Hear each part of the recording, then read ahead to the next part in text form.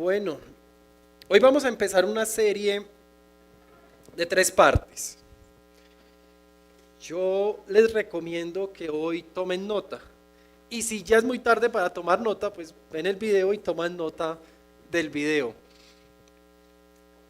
Esta serie la he titulado de acuerdo a un versículo en 1 Corintios 16:22. No vamos allá todavía, más adelantico vamos a ir, que termina con una palabra en arameo y es marantá o manta, que al español se ha traducido como maranata. Y hoy vamos a ver por qué. Comenzamos por pedacitos para poder entender. Y vamos a empezar con una trampa. Una trampa que le tendieron a Jesús y él respondió con 2 frases que resumen toda la ley. Ahí surgió el mandamiento más importante. Yo creo que ya saben para dónde vamos. Un experto en la ley le pregunta a Jesús cuál es el mandamiento más importante y este tipo esperaba una respuesta complicada, técnica, estructurada, grande, debatible. Y Jesús respondió como es él, simple y sin rodeos. Ama al Señor tu Dios con todo tu corazón, con toda tu alma y con toda tu mente. Y luego entonces le pone el segundo mandamiento más importante. Ama al prójimo como a ti mismo. Padre, muchas gracias por nuestro amado Señor Jesucristo. Gracias por sus enseñanzas profundas, por sus enseñanzas eternas. Gracias porque nos enseñó a amarte a ti y amar al prójimo. Padre, yo te pido que con esta palabra y con la ayuda del Espíritu Santo tú hables a nuestros corazones y que hoy cada uno de nosotros en la intimidad de nuestra relación contigo pueda entender lo que tú hoy tienes para decirnos. Y te lo pido precisamente en el nombre del amor perfecto, en el nombre de Jesucristo de Nazaret. Amén. Eso está en Mateo 22, versículos del 34 al 39 y está ahí en pantalla. Es una historia conocida, la hemos leído varias veces. Y si Jesús dijo que es el mandamiento más importante, es porque es el mandamiento más importante. No hay un mandamiento más importante que este. Y al ser el mandamiento de Jesús más importante, pues entonces estamos frente a uno de los versículos más importantes de todas las Escrituras. Uno de esos versículos que al menos deberíamos reconocerlo por cita. No podemos separar estos 2 mandamientos. No es posible que una persona ame a Dios sin amar al prójimo, o una persona que ame al prójimo y no ame a Dios. Sería algo superficial, sería de pronto algo de bondad, sería algo de benevolencia, pero no amor. Si yo amo a alguien, amo a Dios. No se pueden separar esos 2 mandamientos. Por eso es que Jesús no se quedó ahí. A él no le preguntaron cuál es el primer y segundo mandamiento más importante. A él le preguntaron el más importante. Y él no podía dejarlo incompleto. Amar a Dios solamente nos deja incompletos. No podemos entonces decir que amamos a Dios si las noticias de esta semana no nos han alegrado sobremanera y entristecido sobremanera. Alegrado porque hay una esperanza para nuestro país. Y entristecido por la tragedia que vimos con nuestros hermanos en Venezuela. Qué dolor ver a las personas implorando herramientas para mover el concreto y sacar a sus seres queridos de allá. Si nosotros decimos que amamos a Dios, tenemos que amar a nuestros hermanos que están allá dolidos. Al menos debimos haber ya intercedido delante del Padre. Y deberíamos ya estar mirando opciones para ayudar de alguna manera. Pero hablando del amor a Dios específicamente, ¿qué pasa si alguno no ama al Señor? Jesús dice, este es el mandamiento más importante. Ok, ¿y qué pasa si no lo cumplo? ¿Alguna idea? ¿Qué pasa si yo no cumplo ese mandamiento y no amo al Señor? ¿Qué pasa si yo hoy decido endurecer mi corazón y decir, no voy a amar más a Dios? Me hizo barrigón, me está sacando por acá un parche, me falta cumplir un montón de sueños, tal persona está enferma, miren lo que pasó en Venezuela, hoy decido endurecer mi corazón y no amar al Señor. Para saber qué pasa, tenemos que entender que ese Señor, nuestro Señor Jesucristo, cuyo mandamiento es amarlo a Él sobre todas las cosas, va a regresar. El Señor viene. ¿Y por qué, si estamos hablando de amar al Señor, decimos que Él viene? ¿Qué relación tiene eso? La respuesta está clarita en 1 Corintios 16, 22. Vayan buscándolo, pero no lo lean todavía. Ahí en 1 Corintios 16, 22 encontramos la palabra que le da el nombre a esta serie que empezamos hoy. Es una palabra en arameo y los primeros cristianos usaban esta palabra como un saludo. Era común en las calles verlos a ellos decir Maranta. Era común que ellos incluso se despidieran o la usaban como una oración. Ahí en 1 Corintios 16, 22, ahí se nos dice qué sucede si alguien no ama al Señor. Clarito y sin necesidad de explicación. Si alguno no ama al Señor, quede bajo maldición. Maranata. En la Reina Valera, para empezar a entender un poquito qué es Maranata o Maranta o Mantra, dice, el que no amare al Señor Jesucristo sea anatema. El Señor viene. Maranata significa que el Señor viene. Es una palabra que se compone de tres partes. La primera es mar, que es Señor. Recuerden que se lee de derecha a izquierda.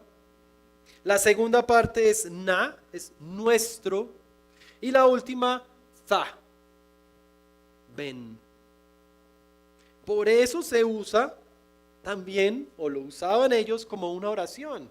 Ven pronto, Señor Jesús. Él prometió que volvía. El significado está claro. Ven, Señor. Aunque dependiendo de dónde se divida, puede ser Maranata o Maranta. Significa ven, Señor, o el Señor viene. La Nueva Versión Internacional no dice Maranata, dice Maranata, para dejar clara dónde es la separación, pero estamos hablando de una misma palabra.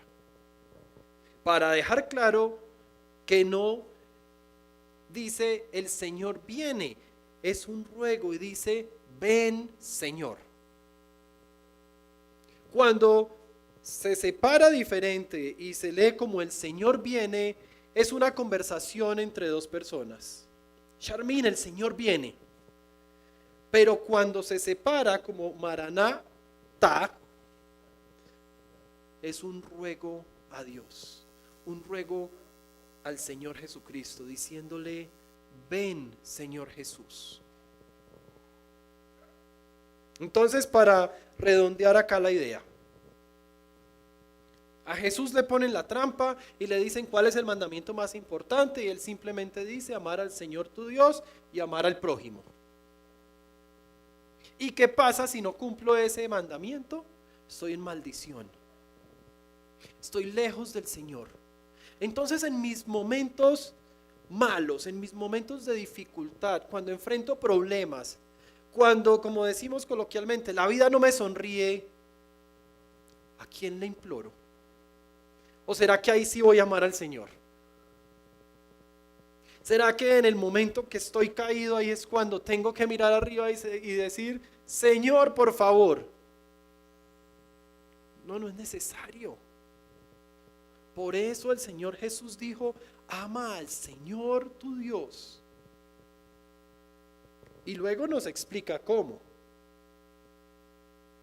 Pero también la palabra es clara cuando Pablo le explica a la iglesia de Corinto, le dice: el que no ame al Señor estará en maldición.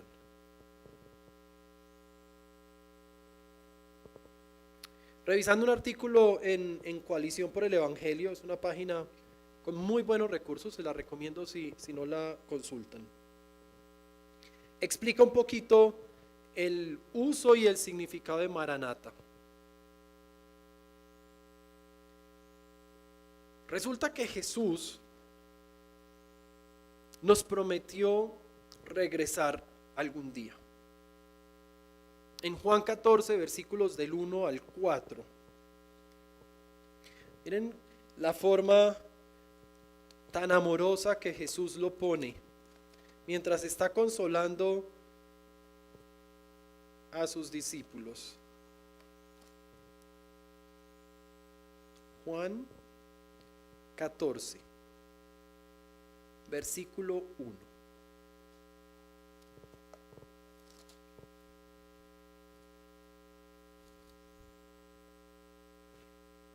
Del 1 al 4. No se angustien, confíen en Dios y confíen también en mí. En el hogar de mi Padre hay muchas viviendas. Si no fuera así, ya se lo habría dicho a ustedes. Voy a prepararles un lugar. Y si me voy y se lo preparo, vendré para llevármelos conmigo. Así ustedes estarán donde yo esté. Ustedes ya conocen el camino para ir donde yo voy. Es decir, ustedes ya me conocen. Ellos están tristes y Él los consuela diciendo: yo me voy, pero volveré. Voy a prepararles un lugar, pero volveré.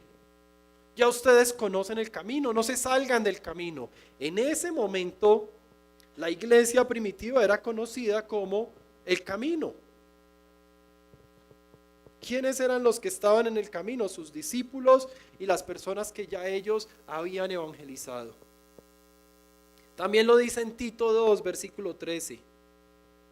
Mientras aguardábamos la bendita esperanza, es decir, la gloriosa venida de nuestro gran Dios y Salvador, Jesucristo. Esto no es solo del Nuevo Testamento, toda la Biblia hace referencia a la venida de Jesús y a su regreso nuevamente. Uno de los pilares de nuestra fe es la esperanza de que Jesucristo va a regresar.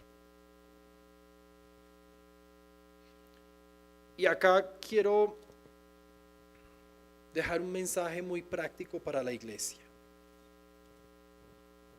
Aunque hay expectativas buenas para nuestro país, nuestra esperanza está en Jesús. Nuestra esperanza no puede estar en un gobernante, así como la culpa de mucho de lo que está sucediendo no puede estar en un gobernante tampoco. Lo que Colombia está viviendo y lo que vivirá no se le ha salido de las manos a Dios.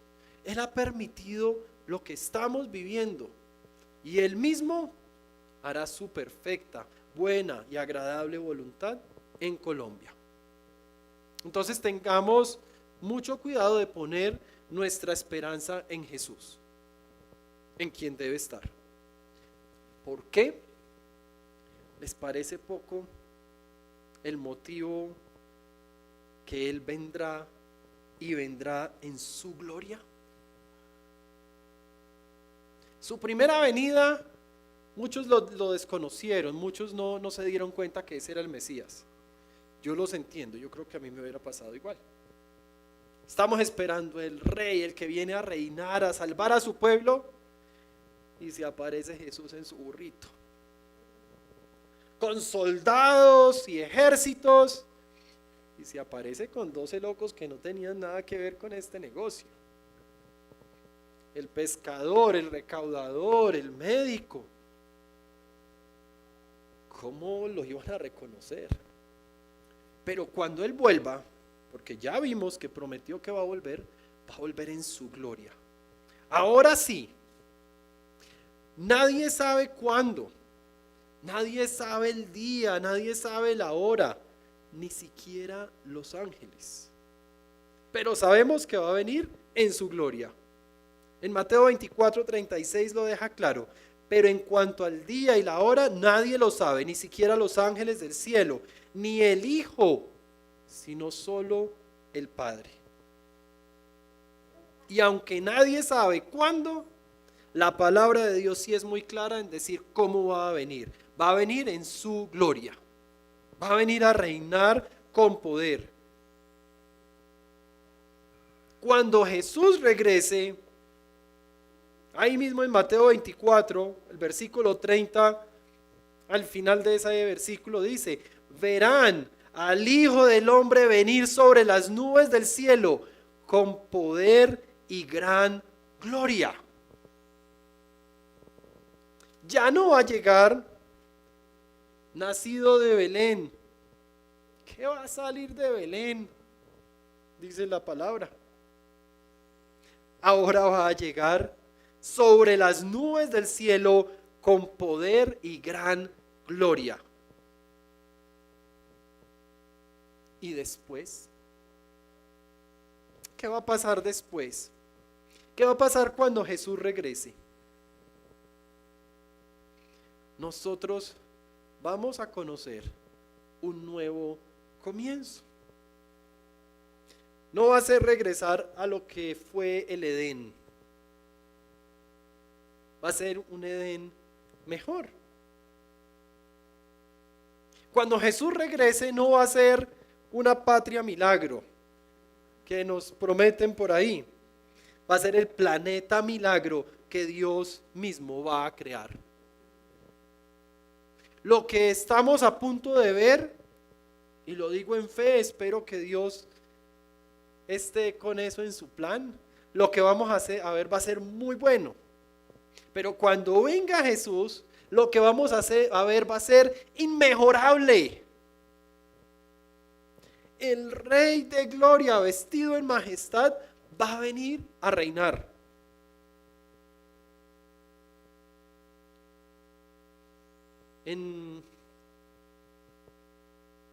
Yo creo que acá lo tengo mal, creo que es Apocalipsis 21:1.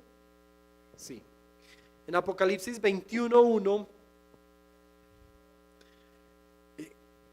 yo leo Apocalipsis 21:1 y yo digo, estos son muy pocas palabras para decir tanto.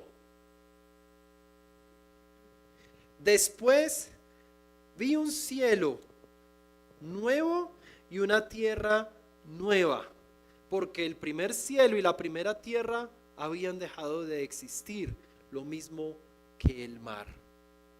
Apocalipsis 21:1 se refiere a la venida de Jesús. No es una reparación, no es una tierra reparada, restaurada. Es una creación completamente nueva. Y se ha discutido mucho desde la teología, diferentes eruditos han debatido en decir que ese cielo nuevo y esa tierra nueva es un sentido figurado.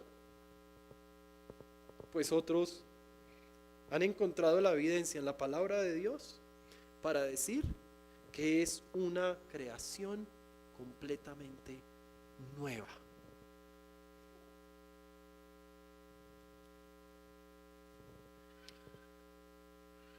¿Para qué se usa una brújula? Para orientarme. Me muestra el norte. Y aunque yo vaya para el sur, ya estoy ubicado. Ya sé que es hacia allá el norte, entonces me voy hacia allá.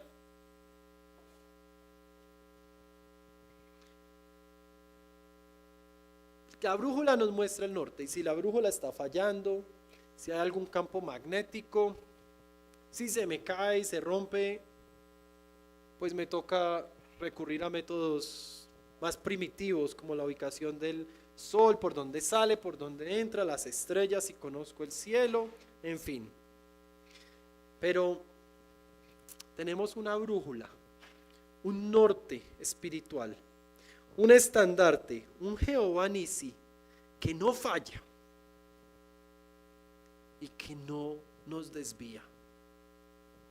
Es Jesús. Jesús va a volver. Y siendo nuestra esperanza, nuestro estandarte, va a seguir siendo nuestro punto fijo en cualquier tormenta. Él va a venir. Ya sabemos el norte espiritual. ¿Hacia dónde vamos en nuestra fe? Nosotros en la actualidad vamos hacia un regreso de Jesús. Hacia allá se dirige nuestra fe, hacia el regreso de Cristo. Mientras tanto, tenemos que procurar que todo oído oiga su palabra. Tenemos que asegurarnos que el mundo entero, en cualquier lugar, entienda que Jesucristo vino a morir por nosotros. Cuando pasemos momentos difíciles, nuestro estandarte no es el gobierno de turno. Nuestro estandarte, nuestro norte no es en la cuenta del banco. Nuestro norte no es los contactos o los amigos. Nuestro norte tiene que ser Jesús. Y a diferencia de la brújula que me muestra usando el norte, la dirección hacia la cual me quiero dirigir, Jesús me muestra la única dirección hacia la cual me debo dirigir, hacia la cruz. Amada iglesia, si nosotros queremos decir, Maranta, y de nuestro corazón anhelar que Jesús venga pronto, nuestra vida tiene que ser entregada a Él.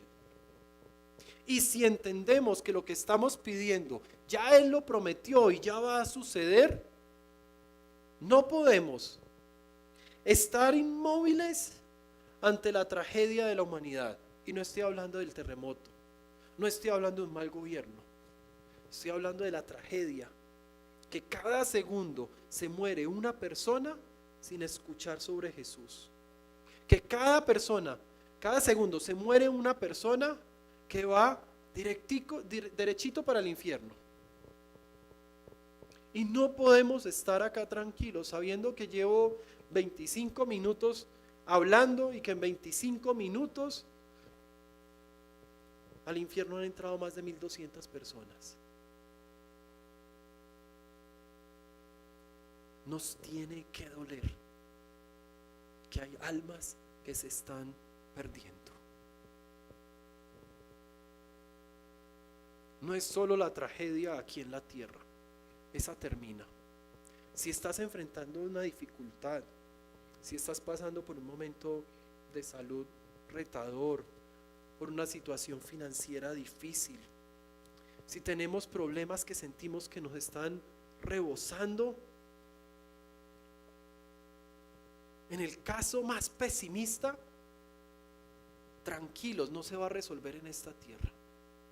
En el caso más pesimista, en el momento en que nosotros morimos, comenzamos nuestra vida eterna y esos problemas se quedan atrás.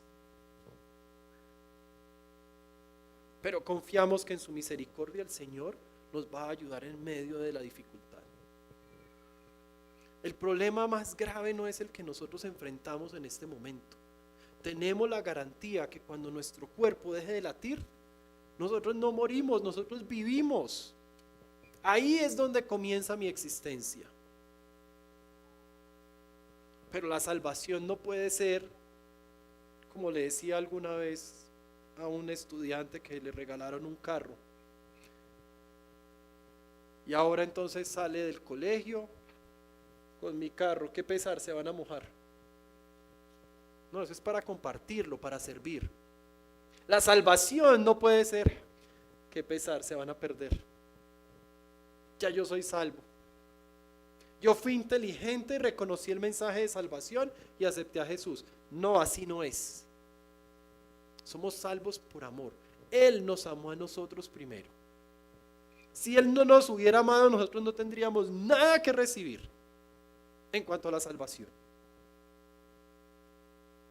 Y si yo disfruto de esa salvación, y si yo sé que el problema más grave que pueda estar enfrentando aquí en la tierra no me va a acompañar a la eternidad, ¿por qué no nos preocupamos por las personas cuyo problema menos grave es el que está enfrentando aquí en la tierra?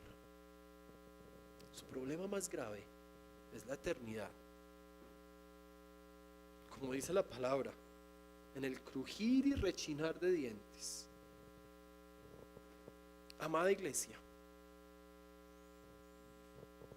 si la situación es muy buena y nos da esperanza, si la situación es muy mala y no hay recursos para rescatar a las víctimas, en cualquiera de las dos situaciones, nosotros estamos llamados a entender que nuestro lugar para estar es a los pies de Cristo.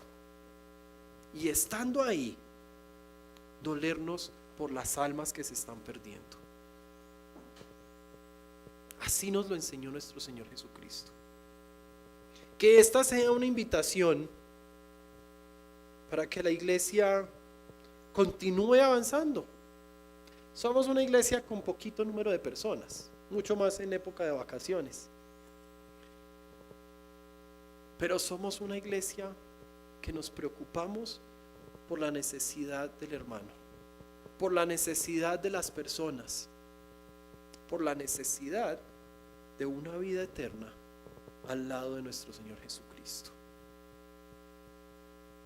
Hoy los invito a vivir la vida a los pies de Cristo y a procurar que más personas lleguen a los pies de Cristo, porque Él volverá, y cuando vuelva, volverá a reinar.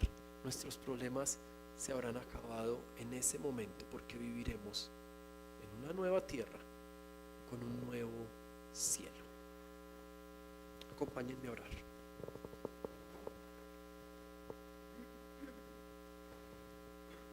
Señor Jesús, ven pronto. Padre, mientras llegas, ayúdanos a vivir en medio de las dificultades. Llena nuestros corazones de amor. Tú nos dijiste que debemos amarte a ti sobre todas las cosas, pero también al prójimo. Ayúdanos a que ese amor sea un amor movilizador, un amor que nos lleve a donde está la necesidad, no solo física, sino también espiritual. Padre, que nuestra esperanza real esté puesta en ti y no en personas, estrategias, gobiernos, dinero, contactos. Señor, queremos que vuelvas pronto. Sabemos que este lugar cambiará. Sabemos que tú crearás una nueva tierra.